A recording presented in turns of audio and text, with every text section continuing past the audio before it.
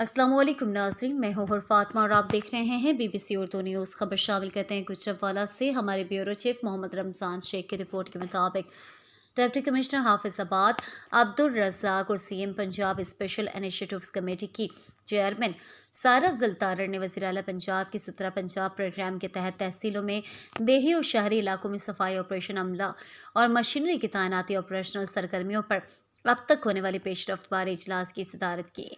पार्लिमानी secretary Punjab मियां शाहिद हुसैन भट्टी और शेख गुलजार अहमद की खुसूसी शिरकत।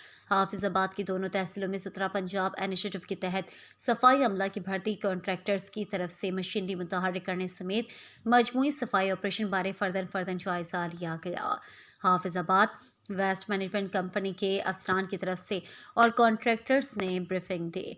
Administrative municipal committee Hafizabad Hamdullah ने इस हवाले से फीडबैक दिया और मशीनरी और अमला की तैनाती के हवाले से आगाह किया। साबिक वफाकी वज़ीर सारा अफजल तारड़ ने तमाम स्टेक होल्डर से कहा कि ये वज़ीर आला पंजाब का फ्लैगशिप प्रोग्राम है जिस पर अमल दरामद मुत्तलिका महकमा और अफसरान की जिम्मेदारी है। इसमें किसी किस्म की कोताही और सुस्ती बर्दाश्त नहीं की जाएगी। तमाम वसाइल को बुरेकार लाया जाए ताकि वज़ीर आला पंजाब की विजन को अमली जामिया पहनाया जा सके।